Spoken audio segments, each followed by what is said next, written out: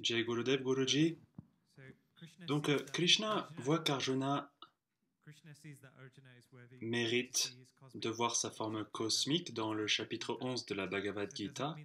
Est-ce que cela veut dire qu'il a dépassé l'objectif de tous les yogas, dont le Karma Yoga et le Dhyana Yoga, et qu'il a atteint cet état ou cette position grâce à la culmination de ses efforts, ainsi qu'à la grâce de Krishna, ou est-ce purement un résultat de la grâce de Krishna? Ah, belle question. En effet, oui, au début du chapitre 11, il a dit « Pour voir ma forme cosmique, vous ne pouvez pas la voir avec ses yeux physiques. Je vous donne la vision divine pour que vous puissiez percevoir qui je suis. » N'est-ce pas? C'est tellement beau parce que c'est Krishna qui a dit « Je vous donne cette vision parce qu'avec vos yeux physiques, votre compréhension physique et votre état d'esprit physique, il est impossible de me comprendre. » Donc, ici, c'est très clair que Bhagavan lui-même a dit que c'est par la grâce. Bien sûr, Arjuna n'est pas une personne normale. Il se tient devant le Seigneur suprême lui-même et il est engagé avec lui. Donc, il n'a pas pu être une personne quelconque. Tous les yogas que tu as mentionnés, il les avait déjà faits pendant de nombreuses vies. À chaque fois que Krishna vient, à chaque incarnation, il était toujours avec lui. Ils sont des amis chers. Pensez-vous que lorsque vous êtes incarné dans ce monde, vous êtes seul? Non. Bhagavan est toujours avec vous. C'est seulement parce que vous attachez votre esprit à l'oubli de ce monde lui-même que vous avez rendu cette réalité votre domaine et votre perception des choses. Mais vous avez oublié qu'à travers la grâce d'essayer de comprendre, oui, tu m'as dit que tu es tout cela. Je veux percevoir cela.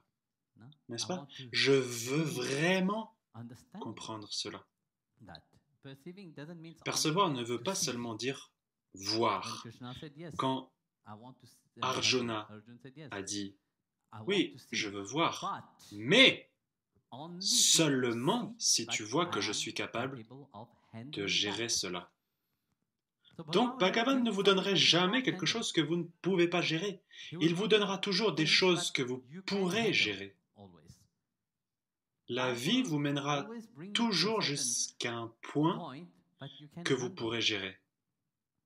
Mais très souvent, les gens sont toujours dans leur propre pitié, dans leur propre drame et limites qu'ils ne peuvent pas raisonner, entrer en résonance avec cette force qui les habite. Donc ici, Arjuna est aussi dans cette même position. Cette position où il dit, oui, je suis faible, mais avec toi à mes côtés,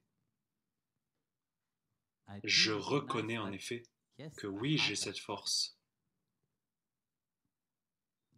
Vous comprenez? Donc ce n'est pas par le yoga, ni par la quantité de choses que vous pouvez faire, parce qu'on peut avoir des gens qui chantent les noms toute leur vie, mais qui n'ont aucune vision. Certains pratiquent le yoga toute leur vie et pourtant ne ressentent rien. Mais néanmoins ici, Bhagavan dit, je vous donne cela en effet. Vous méritez cette grâce et c'est à travers ça que je vous la donne. Si vous ne la méritez pas, je vous ne l'adresse pas. Vous êtes méritant de la recevoir. Mais avec ou sans vous, mon plan continuera. Vous pensez que vous êtes dans votre propre plan? Vous pourrez faire tout ce que vous voudrez, mais vous jouez toujours dans mon plan.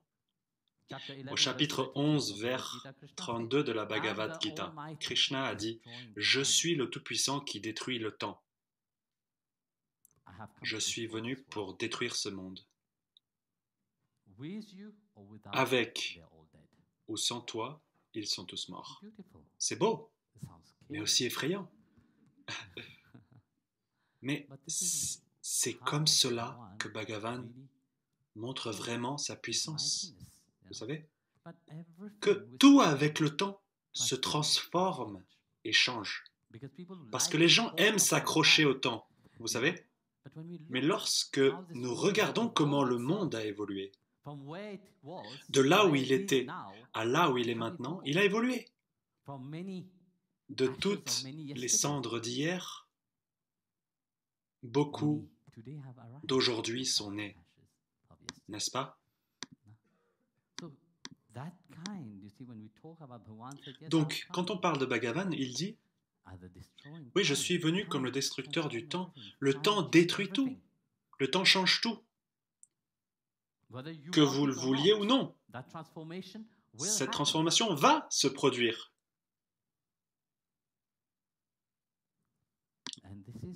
Et voilà ce que Bhagavan nous rappelle très souvent. Nous pensons que nous sommes très importants dans ce monde, que nous sommes très grands, qu'il n'y a personne de mieux que nous.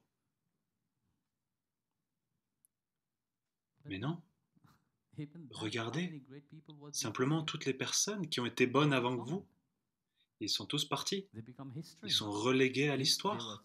S'ils étaient très grands, donc pas pour tous, seulement pour certains.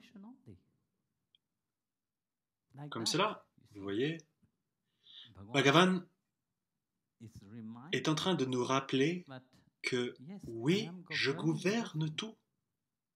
Votre devoir, c'est de venir à moi. Je suis là. Votre devoir est de vous purifier, de vous transformer. Une fois que je vois que tu veux vraiment te transformer, t'adapter et changer, je donnerai. Ce n'est pas que je ne donne pas, je donne constamment. Il n'y a pas un seul moment pendant lequel je ne donne pas. L'air, la lumière, l'eau, tout cela, je donne. Mais qui s'en rendra compte? Ceux dont l'esprit est si ingrat ne s'en rendront jamais compte. Ils pensent que ce sont eux qui font tout. Quand réalisent-ils cela très souvent? Seulement lorsque la mort vient frapper à leur porte. C'est là où Bhagavan a dit oui, que tu le veuilles ou non. Ils sont détruits, donc ce n'est pas entre vos mains. Plus loin, il a dit, que tu le veuilles ou non, je te le ferai faire. Donc, derrière cela, il y a une force qui gouverne tout, qui est au-delà de notre propre niveau de fonctionnement mental. Donc, pour arriver à ta question de savoir si Arjuna a vraiment maîtrisé, comment dire, tout cela. Non, il n'y a pas besoin de maîtriser chaque étape. Il a maîtrisé la relation avec Bhagavan lui-même. Et c'est ça qui est le plus important, d'être en résonance avec cette force qui gouverne tout. Cette force que très souvent vous ne comprendrez même pas. Pourquoi? Parce que votre esprit est limité de comprendre comment la création peut comprendre le Créateur. C'est très difficile. Le Créateur doit être quelque chose au-delà de la création elle-même, n'est-ce pas? C'est pour ça que Bhagavan a dit « Je suis au-delà de ma création ». Le vers d'hier disait « La création est dans moi, mais je ne suis pas dedans ». Parce que je suis bien au-delà de ça. Pour que vous me compreniez, c'est très difficile. Parce que la compréhension que vous aurez de moi sera une compréhension très limitée de qui je suis. Et cette compréhension limitée de qui je suis ne vous aidera pas à percevoir qui je suis réellement. Cela doit changer, et pour transformer cela, ça veut dire que je devrais être en accord avec sa volonté. Seulement lorsque je suis aligné avec sa volonté, alors je peux percevoir et aussi percevoir qui il est. Mais bon, c'est pas ça qui est important. Ce qu'il m'apporte, parce que quand il devient cher à moi, et lorsque quelqu'un devient cher pour vous, vous voulez que la personne soit au même niveau que vous. C'est ce que Bhagavan fait avec Arjuna. Il prend Arjuna là où il était et il l'élève. C'est ça que Bhagavan fait avec tout le monde qui veut vraiment, sincèrement le rencontrer. Il les prend là où elles sont et il les élève afin qu'elles puissent être face à face avec lui, apprendre à le connaître. Vous savez, il ne veut pas seulement que vous soyez sur vos genoux à lui demander pardon continuellement. Oui, cela vous faites. Mais ce qui est le plus important, c'est de se rappeler de votre relation à lui depuis votre point de vue. Et cela l'amènera à vous. En sachant que c'est seulement par sa grâce et en sachant qu'il est continuellement prêt à tout moment à déverser cette grâce. En fait, il attend. Imaginez comme il doit être patient en attendant que chacun arrive à mériter cette grâce. Et pourtant, à quel point les humains sont hypocrites.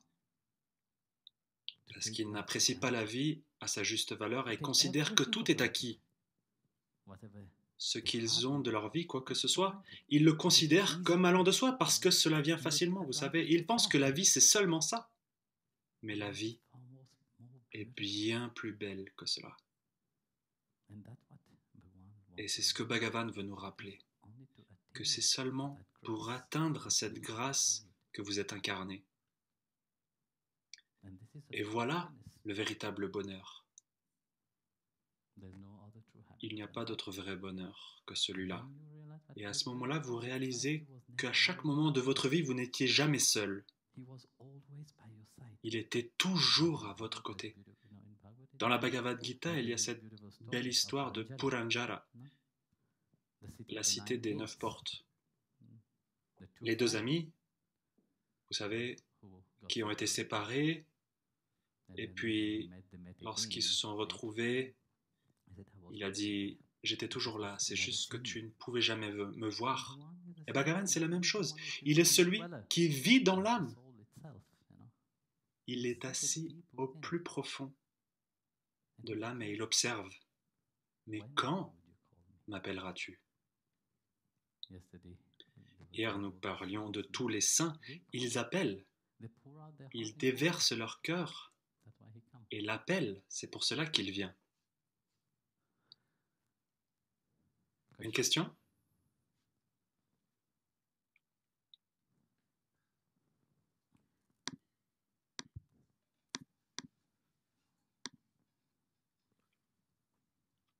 Jai Gurudev Guruji, Jai Gurudev. Dans Telegram, nous pouvons recevoir une photo et une citation de vous chaque jour. Et j'ai une question sur une citation qui a été envoyée récemment. Ah oui, je ne sais rien de cela. Je dois m'abonner à Telegram.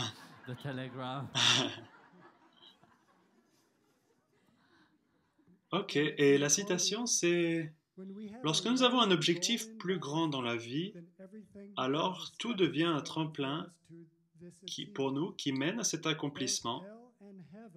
L'enfer et le paradis fonctionnent pour nous une fois que nous sommes clairs sur ce que nous désirons. Donc la question c'est, qu'est-ce que ça veut dire l'enfer et le paradis fonctionnent pour nous?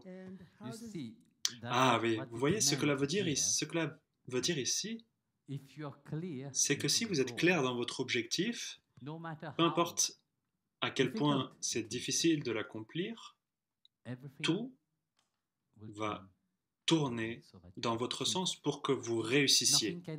Rien ne peut vraiment vous tirer vers le bas, rien ne peut vous décourager, rien ne peut vous freiner. Vous avez, comment dire, cette envie, cette volonté, vous savez, d'avancer. Mais cela dépend aussi à quel point vous êtes clair et à quel point vous êtes désireux d'accomplir ce que vous voulez accomplir. que ce soit sur le chemin spirituel ou bien sur le chemin matériel, avec une grande détermination.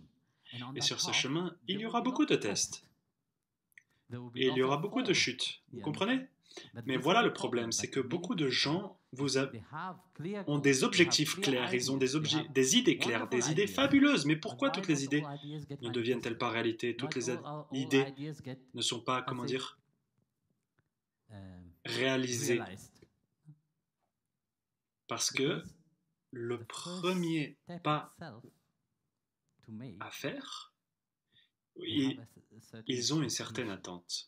Et lorsque ce n'est pas comme ils veulent, parce que vous voyez, lorsque les gens commencent à marcher vers leur but, ils ont de grandes attentes. Ce doit être comme ça, comme ça, comme ça. Vous savez, ils ont construit toute une fantaisie avec d'incroyables beautés. Et puis le grand peintre vient et peint par-dessus et il dit non, non, ce n'est pas comme ça. Très souvent, les gens se sentent découragés et abandonnent. Alors, ils commencent à douter de leur propre idée, au lieu de continuer à avancer.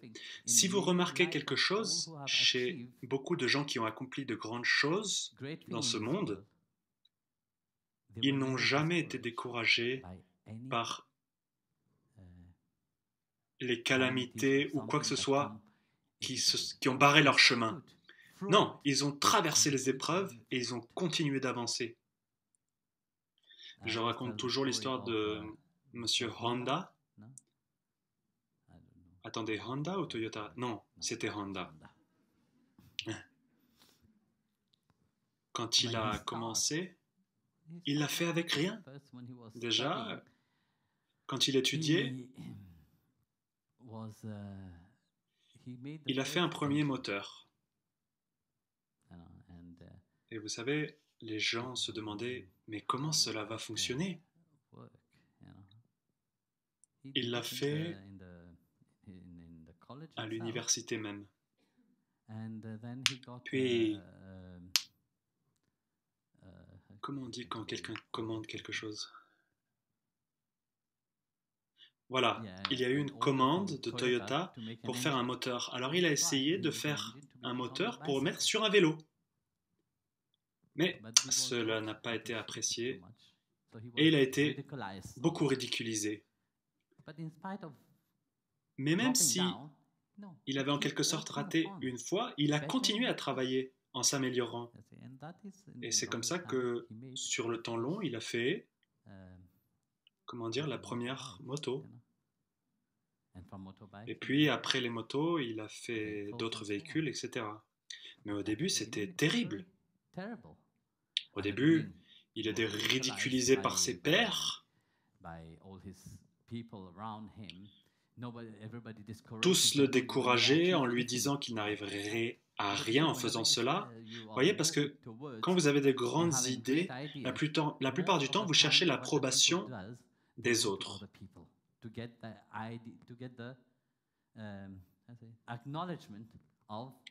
Est-ce que cette idée est bonne ou pas? Voilà, c'est une erreur que tout le monde fait. Parce que chacun va donner son avis en fonction de sa propre réticence à faire quelque chose. Ils ne diront pas si vous pouvez réussir. Ils vous décourageront toujours. Et comme cela, il a été découragé beaucoup de fois en lui disant que son idée était mauvaise et qu'il ne réussirait à rien. Mais il ne les a jamais écoutés. Comme on dit, si un bourdon commence à écouter ce que disent les scientifiques, il s'arrêterait de voler. Mais heureusement, les bourdons ne comprennent pas, parce que la science a découvert que les ailes des bourdons sont tellement petites qu'il leur serait impossible de voler avec. Mais heureusement qu'ils ne comprennent pas ce que disent les humains, parce que s'ils le comprenaient, ils auraient déjà arrêté de voler. Donc vous voyez, c'est la clé. Il n'a jamais été découragé. Il a toujours dit « Ok, je peux essayer ». Puis il y a eu la guerre, la première ou la deuxième guerre mondiale, je ne sais plus. Il y a eu la guerre et à ce moment-là, l'usine qu'il avait construite et où il travaillait a été entièrement détruite. Cela ne l'a pas découragé. Il a ramassé tout le métal qu'il pouvait et il a commencé à reconstruire. Puis, il y a eu un grand feu qui s'est déclaré, tout a brûlé. Même cela ne l'a pas découragé. Il a demandé de l'aide à tout le monde. Il a écrit à tellement de sociétés et d'autres personnes pour demander de l'aide, mais une seule personne est venue à son secours. Et cela ne l'a pas découragé. Il a continué d'avancer malgré tout cela. Maintenant, peut-être plus de 350 000 personnes travaillent dans son entreprise. Vous voyez, ça c'est lorsque vous êtes clair sur votre objectif et sur ce que vous voulez atteindre et que vous faites tout depuis votre possibilité à partir de ce que vous avez la force de faire. En même temps que vous le faites de votre côté, le paradis et l'enfer, tout travaillera avec vous. Vous savez, le paradis et l'enfer, c'est très métaphorique. Ça ne veut pas dire ce que vous comprenez comme étant le paradis et l'enfer. Donc, ça veut dire que toute la loi de la nature vous soutiendra pour que vous puissiez avancer dans votre vie. Voilà ce que ça veut dire. Jai Gurudev.